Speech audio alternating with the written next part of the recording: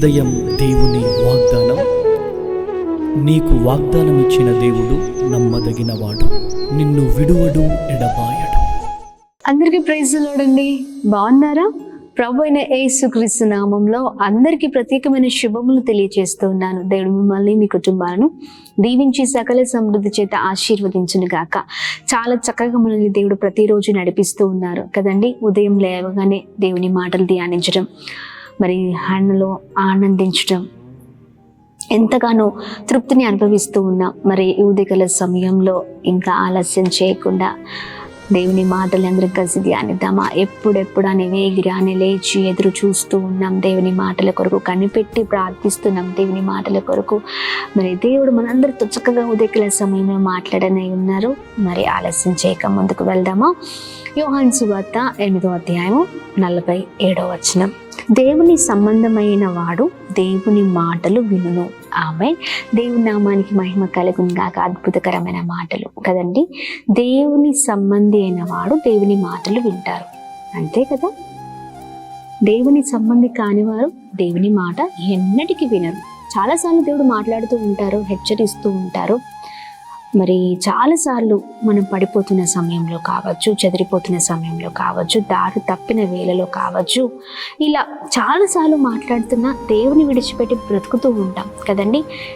దేవుడు మాట్లాడినా ఈ మాటలు నాకు కాదు, ఈ మాటలు వేరే వారికి, నేను అన్నిట్లో పర్ఫెక్ట్గా ఉన్నాను అనుకుంటూ ఉంటారు. ఇది కాదండి, అది దేవుని సంబంధుల లక్షణాలు కానే కావు. దేవుడు ఎప్పుడు మాట్లాడినా ఆ మాటని ఇలా రిసీవ్ చేసుకుంటారంతే దేవుని బిడ్డలు. ఆమె దేవుడు మాట్లాడుతున్నప్పుడు గ్రహిస్తారు, దేవుడు చెప్పింది వింటారు, వారి జీవితాలను మార్చుకుంటూ ఉంటారు. ఈరోజు నువ్వు దేవుని సంబంధివా లేకపోతే అపవాది సంబంధివా? చాలాసార్లు మాట్లాడుతున్న నిర్లక్ష్యం, వ్యతిరేకించడం, లేకపోతే ఎదురు తిరుగుబాటు చేయడం, ఇలా చాలా విధాలుగా మనం ఉంటూ ఉంటామండి. దేవుని బిడ్డలుగా ఉండి దేవునికే వ్యతిరేకంగా మారిపోతూ ఉంటాం, ఆయన పనులకు వ్యతిరేకంగా మారిపోతూ ఉంటాం, ఆయనని నిర్లక్ష్యం చేస్తూ ఉంటాం. ఇలా ఎవరైతే ఉన్నారో వారు దేవుని సంబంధులు ఎన్నటికీ కానేరరు. ఆమె చూడండి, దేవుని బిడ్డలు అనగా మేము క్రైస్తవులమని చెప్పుకుంటూ ఉంటారు. ఒక క్రైస్తవుడు మరొక క్రైస్తవుడికి విరోధిగా మారిపోతూ ఉంటాడు కదండి. అలా దాని ద్వారా ఏమి సాధిస్తూ ఉంటాం? ఎన్నటికీ ఏమి సాధించమండి. ఉదయకాల సమయంలో దేవుని సంబంధాలు చాలా చక్కగా దేవుని మాటలు వింటారు. భయభక్తులు కలిగిన జీవితం, దేవునికి ఏమి మంచో అది మంచిగా వారికి ఉంటుంది. దేవుడు ఏదైతే చెడ్డది అని మనకు చెప్తూ ఉన్నారో దాన్ని వారు కూడా చెడుగానే మరి చూస్తూ ఉంటారు. దేవుని బిడ్డలు ఎప్పుడు కూడా ఆత్మ సంబంధులుగా ఉంటారు. ఆత్మ విషయాలపైన, ఆత్మ సంబంధమైన విషయాలపైననే ఎక్కువగా దృష్టి ఉంచుతారు. దేవుని సంబంధులు మాత్రమే ఆ పని చేయగలుగుతారు కదా. మాటల్లోనూ, క్రియల్లోనూ, పనులలోనూ, ప్రతి విషయాల్లో కూడా చక్కనైన బ్రతుకుని జీవిస్తూ ఉంటారు. ఒకవేళ అలాంటి జీవితం లేకపోతే మార్చుకుందామండి. అపవాది సంబంధులు కాదు, దేవుని సంబంధులుగా బ్రతుకుదాం. దేవుని కొరకు నిలబడదాం. చక్కనైన ప్రవర్తనతో ముందుకు సాగుదాం. ఉదయకాల సమయంలో దేవుడు మాట్లాడుతున్నా అదే జీవితం, దేవుడు మాట్లాడుతున్నా అదే బ్రతుకులు మార్చబడట్లేదా?